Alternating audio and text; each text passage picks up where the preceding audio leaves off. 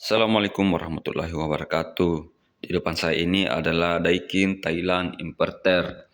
Dan kali ini kita akan mencoba untuk membahas kelemahan serta kelebihan dari AC ini. AC ini sangat fenomenal dan diminati hampir semua kalangan pengguna AC ya yang ada di Indonesia.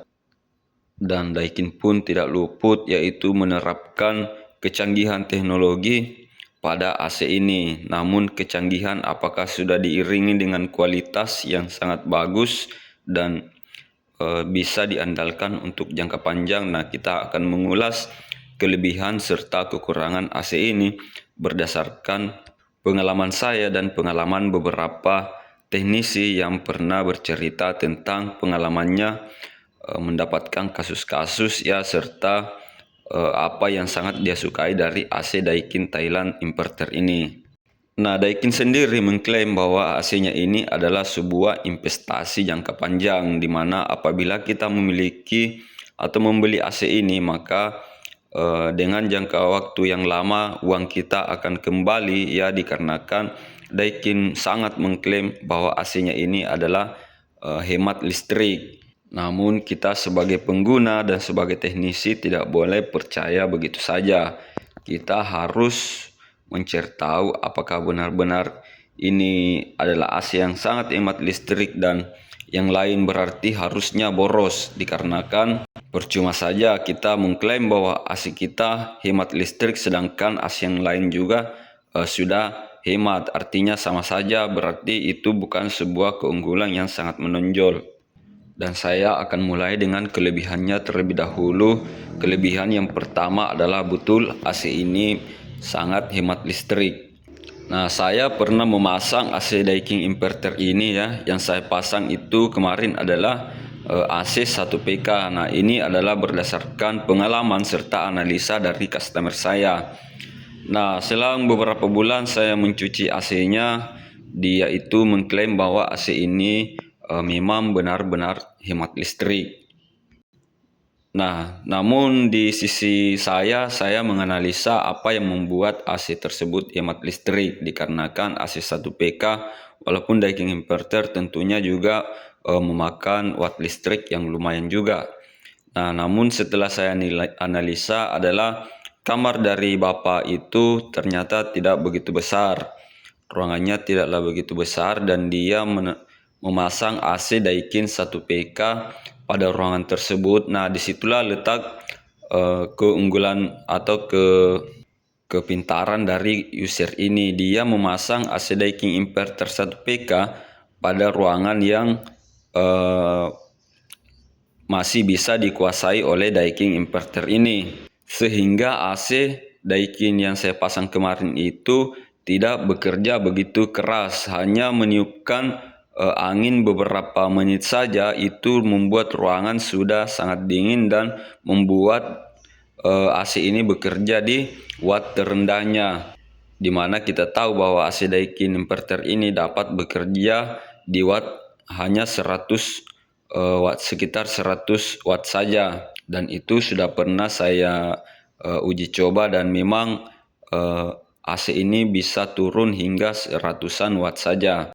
Namun kita tidak bisa terkecoh pada satu kasus. Nah, di beberapa kasus lain tentunya AC ini bisa menjadi boros juga, seperti AC-AC lain apabila kita menempatkan AC ini pada ruangan yang luas. Tentunya AC ini akan bekerja keras untuk mendinginkan yang akibatnya akan membuat AC-nya menjadi boros juga, dikarenakan tidak dapat menguasai ruangan.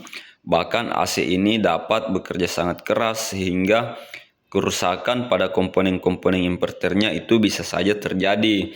Nah, jadi pastikan bahwa kita memasang AC itu AC-nya dapat menguasai ruangan tersebut sehingga AC-nya bisa menjadi hemat serta untuk bertahan jangka panjang.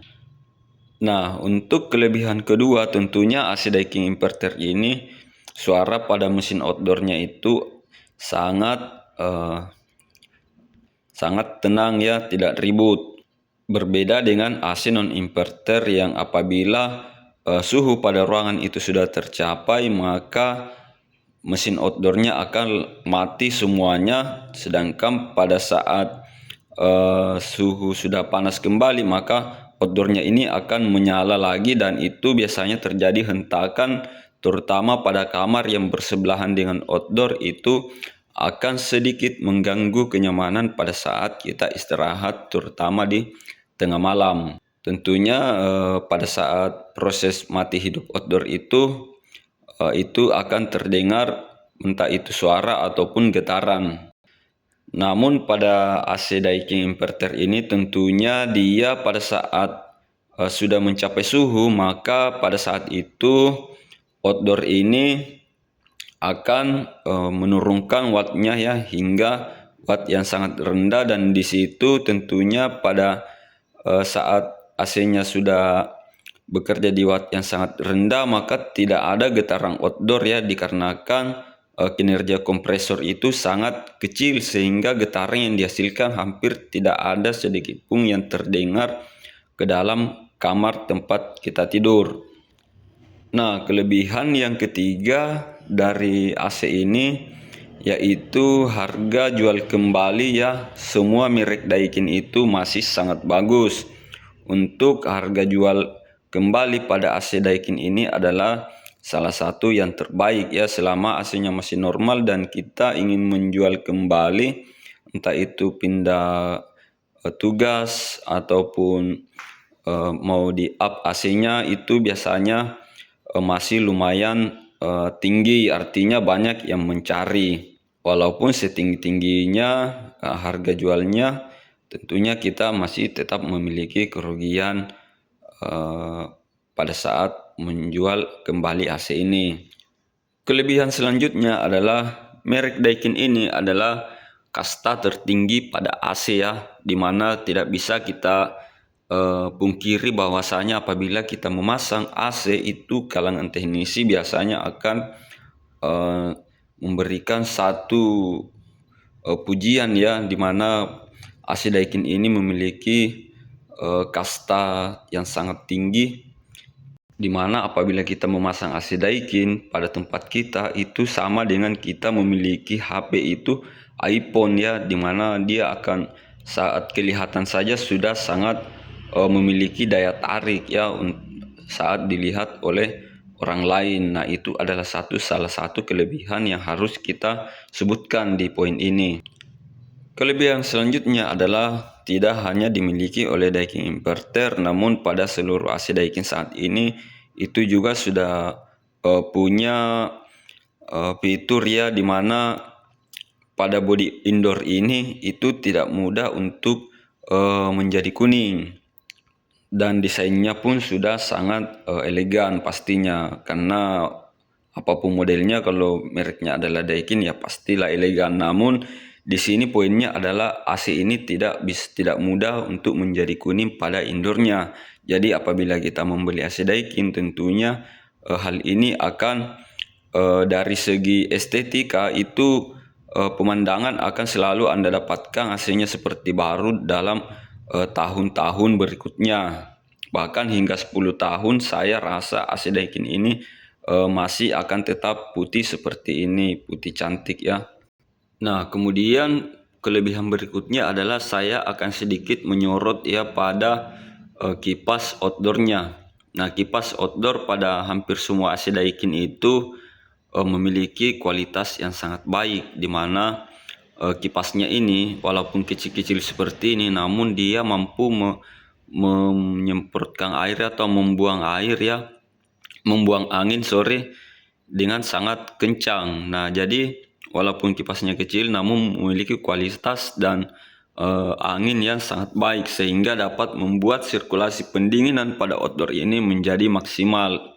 Nah, kenapa saya langsung lompat ke kipas outdoor, tidak langsung ke kipas indoor? Dikarenakan salah satu kelemahan dari AC ini adalah menurut saya yaitu pada dinamo indoor ini yang terlalu canggih.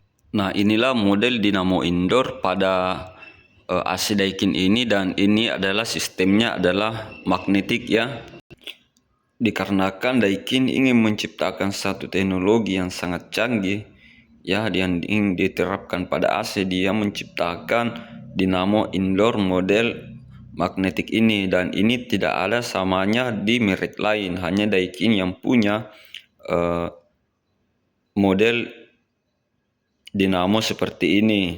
Nah, sedangkan dinamo ini juga hanya dapat bekerja pada modul indoor pada AC Daikin. Sehingga mau tidak mau apabila salah satu komponennya rusak, baik itu dinamo maupun modul pada indoor, tentunya kita harus menggunakan juga spare part yang berasal dari Daikin, karena hanya Daikin juga yang punya. Tentunya kita harus membelinya pada merek AC tersebut. Nah, kenapa saya mengkritik hal ini? Dikarenakan Daikin ini saya bilang di awal video itu adalah AC yang didambakan hampir semua kalangan, bahkan anak kos-kosan pun banyak yang punya AC ini.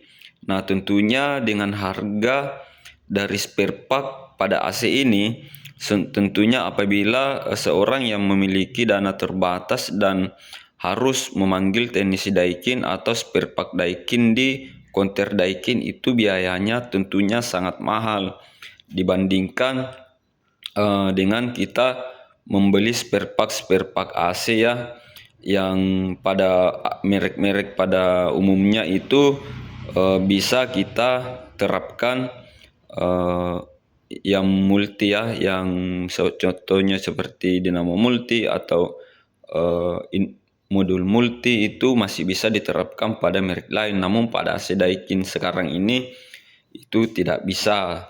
Kemudian kelemahan berikutnya adalah tentunya ini bukan hanya merek Daikin inverter, namun semua AC-AC inverter lainnya apabila terjadi kerusakan pada modul outdoor maupun modul indoor itu sangat susah untuk diperbaiki, dikarenakan teknologi yang diterapkan pada AC inverter itu pada umumnya itu sangat ribet ya, sistem kerjanya maupun komponennya.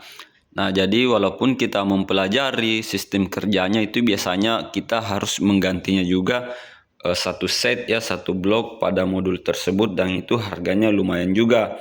Oke lah, bagi yang berduit itu tidak menjadi sebuah masalah.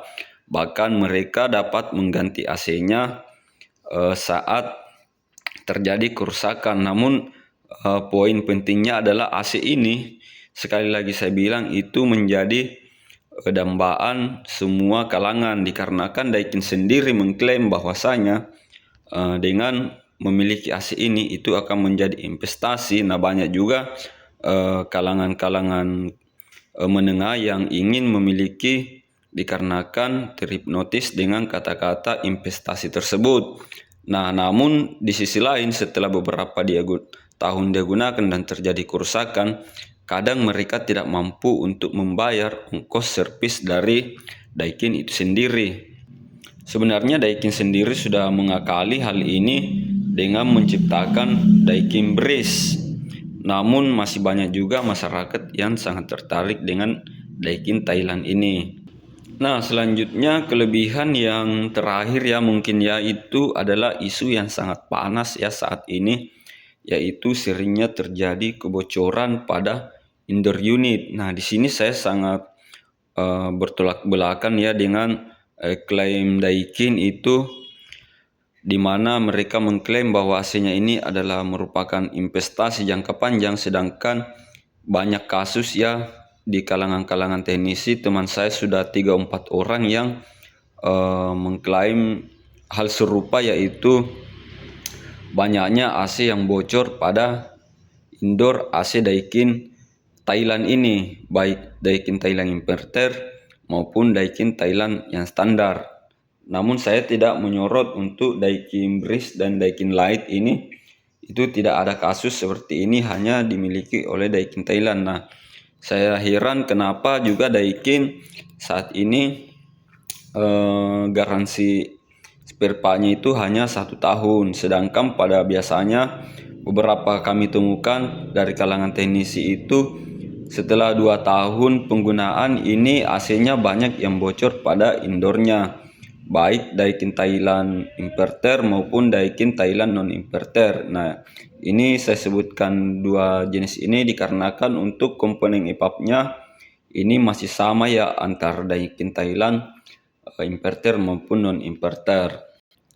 Nah, kesimpulan dari video saya yang panjang ini adalah apabila Daikin mengklaim bahwasanya AC ini adalah investasi, tentunya kita harus jangan cuma mengatakan investasinya itu dari segi watt listrik, dikarenakan hal ini AC-nya lumayan mahal, sehingga apabila kita mengklaim investasi jangka panjang tentunya kita harus membarengi dengan garansi. Ya, menurut saya garansi dari Daikin sekarang ini terlalu pendek ya jangka panjangnya, dan kenapa tidak diberikan saja garansi spare part 5 tahun begitu ya, dikarenakan ini AC sudah sangat terpercaya, dan kalau diklaim AC-nya sangat bagus ya apa salahnya AC ini dinaikkan, diperlamakan lagi untuk garansi spare part-nya.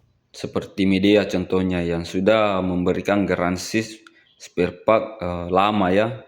Nah, saya membuat video ini di menit-menit terakhir ini memprotes ya, bukan sedikit memprotes ya, dikarenakan banyak pengguna AC Daikin ini yang sedikit kecewa, dan saya juga merasa bahwasanya ini penting untuk saya sampaikan ya, dikarenakan mereka membeli AC ini rela untuk menabung ya, untuk mendapatkan AC ini dengan harapan AC ini akan hemat listrik dan bertahan untuk lama ya.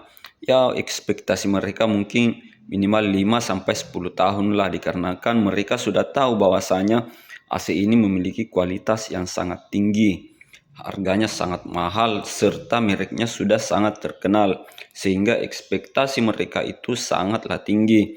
Namun apabila mereka baru menggunakan AC-nya 2 tahun dan sudah mengalami kerusakan, itu sangat terlihat jelas kekecewaan pada mereka, walaupun secara tidak langsung mereka sebutkan.